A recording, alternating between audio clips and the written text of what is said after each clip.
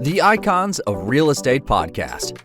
Are you ready to learn the proven money-making secrets from top-producing Icon agents? Ready to skyrocket your business? This podcast is for you.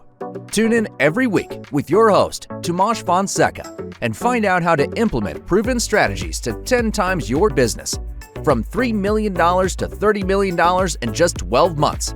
Brought to you by the Masters in Real Estate Marketing, Arter SEO.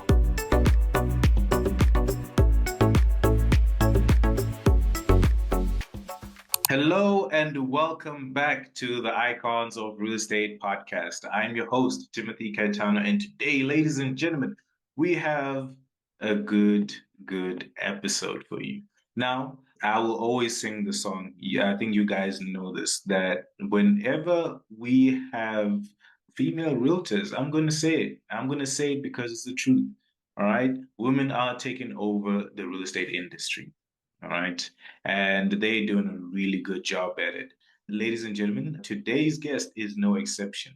All right. She is a luminary in real estate. Ladies and gentlemen, help me welcome EXP's very own Madison Twose. Welcome to the podcast. Thanks for having me. I'm excited to be here.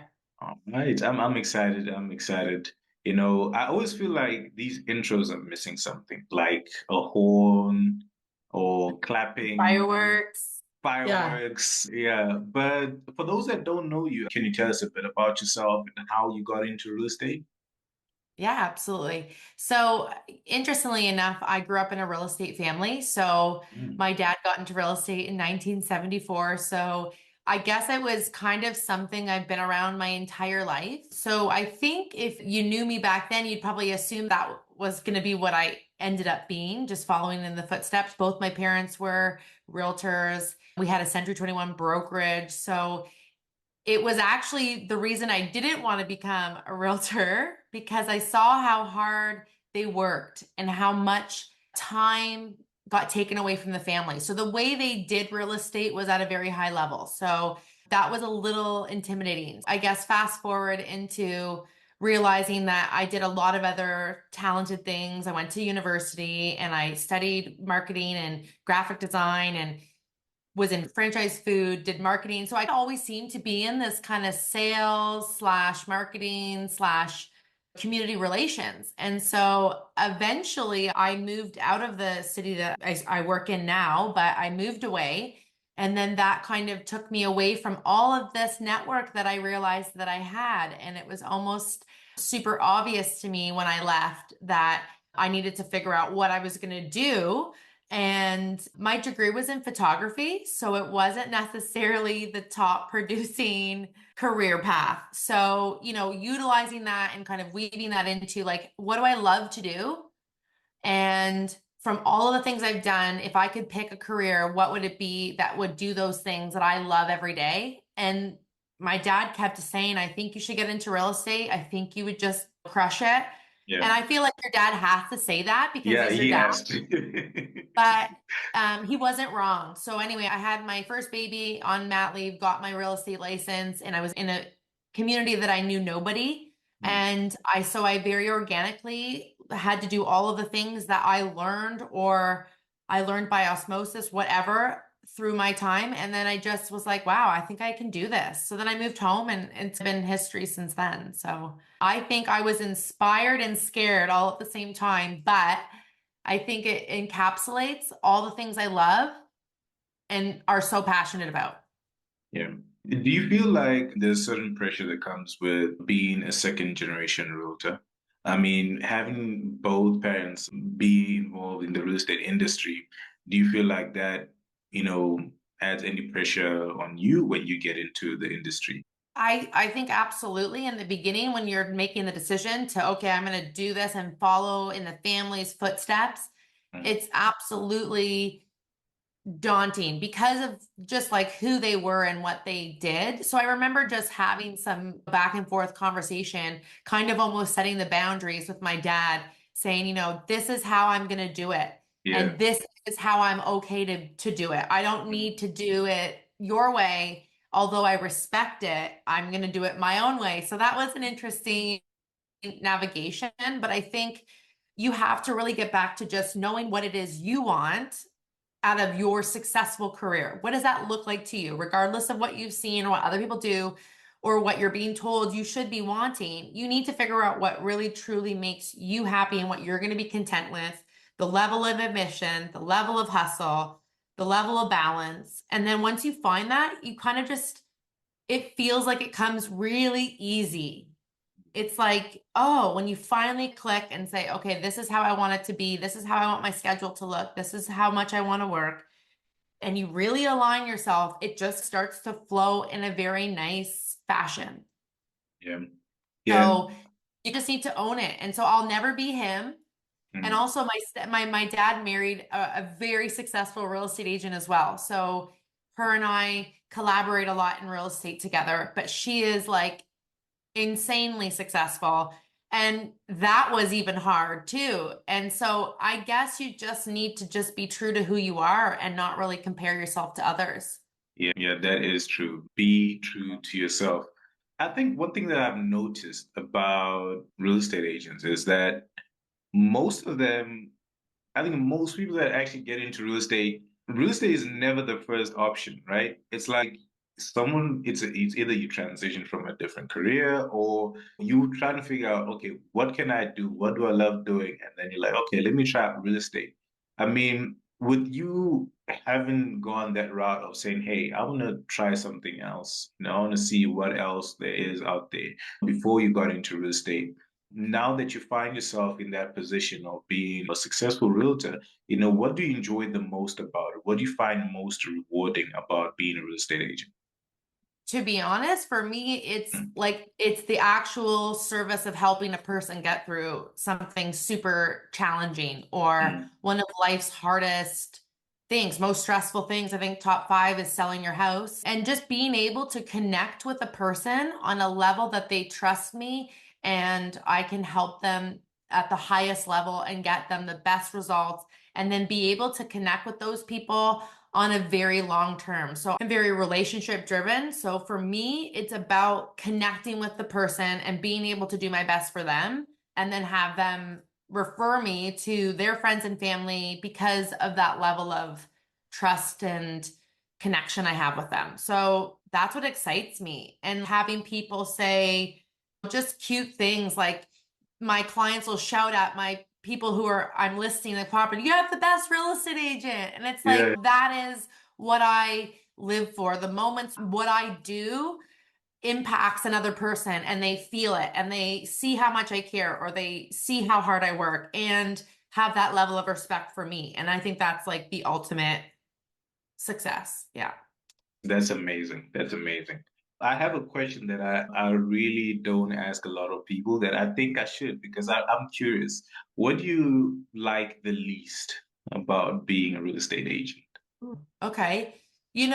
I've never really been in an industry where I had like a 9 to 5 schedule, Mm. but I'm not gonna lie, the ability to have to be constantly on, like at all times in a way, because sometimes things come up and you have to just, so that's maybe what I would love the ability to just be able to unplug. So not really being able to fully unplug just because I care so much about my business. I know there's been a lot of talks even with people in some of your past podcasts that I've watched that talk Yeah. about how good they are with their boundaries.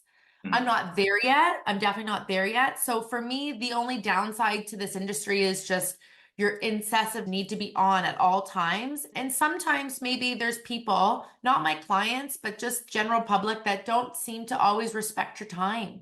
Mm. That is And true. I think that time is so valuable. And that to me is sometimes the hardest. You're just like, oh, I showed up for you, but then you didn't show up to the appointment and I missed something really important in my life because I came here for you. So those are probably the worst is just missing out and not having it reciprocated. Yeah. I think you make a very good point there because if you're passionate about helping people, as much as you don't like those 12 a.m. calls, you're going to take it because you're like, okay, maybe something's wrong. Maybe this person has certain concerns. Let me just hear what it is. But, you'd prefer just being able to just unplug If you're at home, it's family time. You're doing what you need to do at that time. So I think you make a valid point. At the end of the day, real estate agents are people. You're human, right? And you'll also have a life outside of real estate. You have family outside of real estate, and definitely it does need to be respected as well. Now, Mhm. one of the things that you mentioned is that you did a degree in photography. Now, how do you incorporate that into your real estate business? I think that's an amazing skill to have, having an eye that captures the best parts of a house and captures not just the best, but is able to communicate something to your clients, right? You want your clients to see this house and be able to see themselves in it and see themselves owning it. So how have you been able to use that skill to in your real estate business? Yeah, so it's funny because I take photography seriously in my business. So Yeah. as I got busier in real estate, I had less time to really actually be a part of that process. Just sheerly, when you look at the tasks that you have, it was one of the ones that could be delegated. And we work with an exclusive photographer, and he's wonderful. And it's helpful in that relationship too with the photographer that I'm working with, because I have a very good understanding of what is needed to produce great quality photos. So whether it's us doing our videos and me having an understanding of being able to direct the video and think about angles and lighting and things like that, but that's really what he does too. So it makes it easy for me to execute my marketing. And then even doing like social media, graphics, all of the promotions that I do for all of my listings, you can look at things online. Some look more sharper than others. And I've been able to utilize the technology and the programs that I learned throughout that degree to help me be able to do a lot of that stuff myself. So I think that's been a powerful tool for me. And then again, like how you market things and how you present a property using images, it's kind of like that's what I studied. So I feel like I have just the understanding of what makes the right composition of a photo. I don't know, just it's the little details, I think. It just Yeah. helps me have a better edge, I think. Did you ever find it challenging when you first had to do that, when you first had to work with a photographer and you're not the one who's doing it? Like you looking at the photos he did and like, wow, trash. What is this? Poor lighting. You're just throwing So out pictures. I think in the beginning, when you're trying to figure out who you're using, and when I started in real estate, I started in Toronto in the GTA, and it was very competitive. There was tons of photographers that would do it. So I always ended up working with a new one, and I didn't Mhm. like that. I wanted, again, I'm a relationship builder. So I wanted to be able to have that seamless. Every time I know what to expect, I know what I'm going to get. He knows what my expectations are, and it's going to be executed. Like for me, it was the consistency. So when I roundabout way ended up with Luke, who we use now from Flight Ready Media, he's also a drone pilot. So he's super, super, super talented, like super talented. And so doing photography for listings is probably like on his totem pole, like of cool things he does, probably not so cool, but he does it because he enjoys the relationship. So going back to that, like he just says, I like working with you. You're easy to work with. We get it done quickly. You know what you're doing. So it's a nice relationship for us. So I'm very grateful to have that. But yeah, I think now he gets it. We're very technical. And I can say, oh, the color on that one, you need to do this. And okay, yeah, no problem. Or like we really work technically together. So I think it's cool. I think it's a cool thing. Right, that's good. A shout out to Luke. Now, I want to take this time to give a quick shout out to the sponsors of today's episode, and that's the Icons of Real Estate Podcast Network. Ladies and gentlemen out there, if you didn't know it by now, we produce real estate podcasts. So if you're watching this and you've been thinking about starting your own real estate podcast, look, we are here to help you. We're the number one real estate podcast in the world. And we want to help you bring your dreams to reality. Now, all you have to do is just comment down below or give us a call and we'll help you get started. My question to you is if you were to start your own real estate podcast, what would you call it? Right? Comment down below and I'll be happy to read that. Now, let me ask our guests. What would you call your real estate podcast, man? I probably have a collection.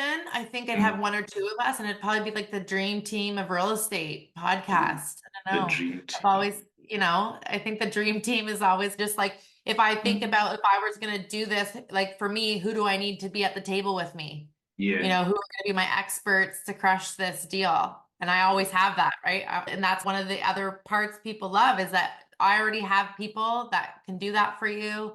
Mhm. So it's nice. Yeah. I like that. I love that. So you heard it, ladies and gentlemen, the Dream Team podcast.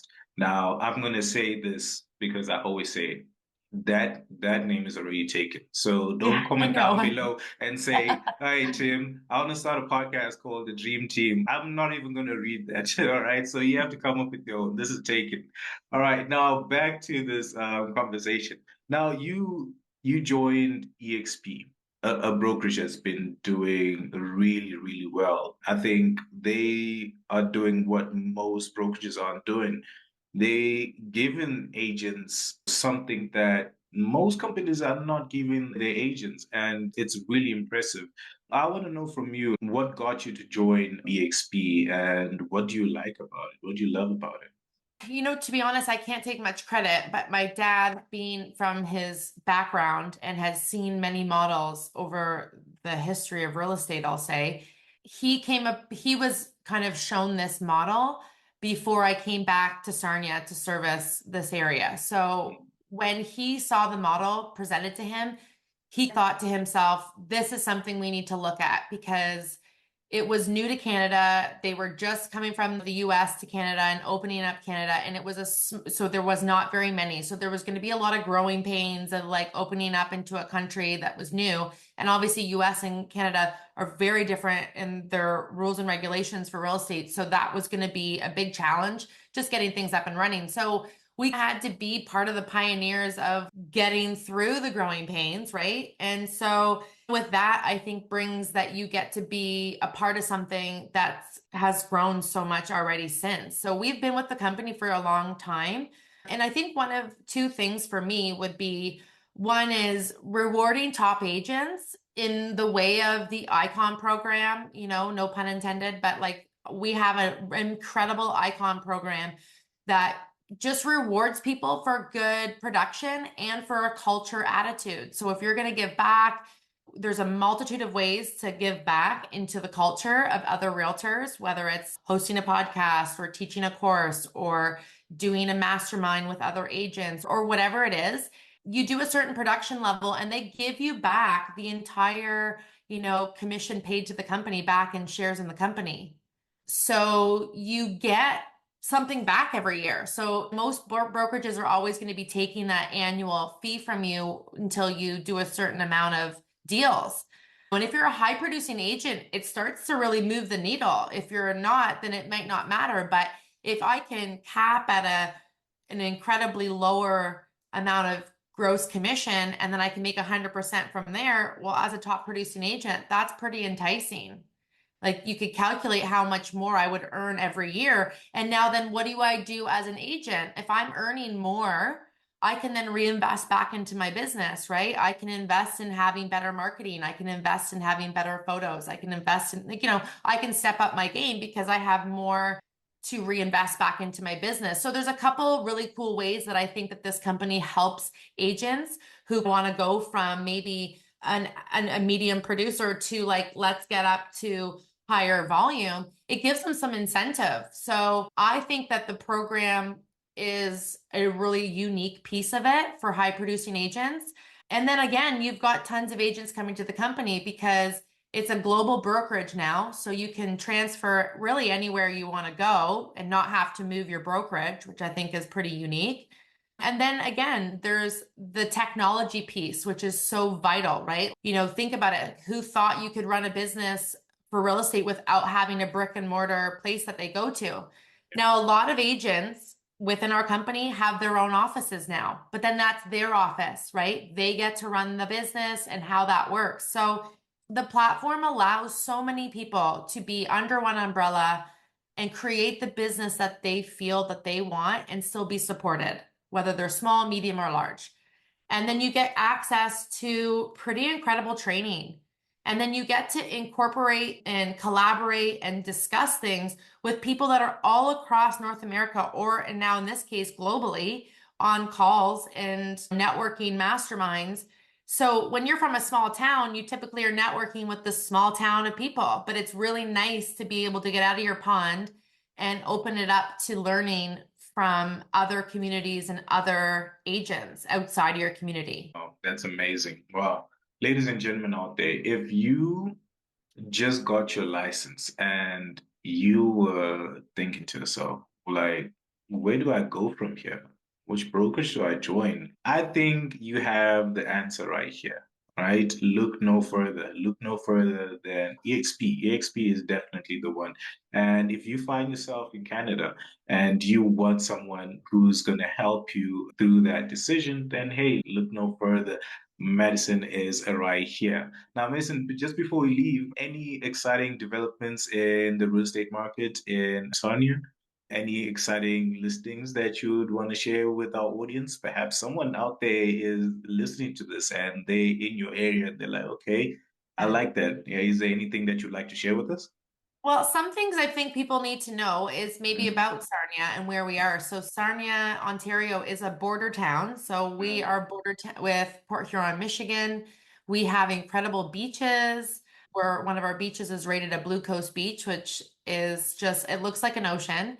So mm. it's just got lots of recreation. It's a very lifestyle community and it provides a very affordable living. You can live on the lake for a fraction of what it could be as you get closer to some of the major cities across Canada. So it's like a hidden secret. So a lot of people don't like promoting it because they don't want people to come. But I Yeah. also think it's a unique opportunity to find there's great investments to be found in our city. There's beautiful places on the lake to live. And it's an amazing place to even get a cottage.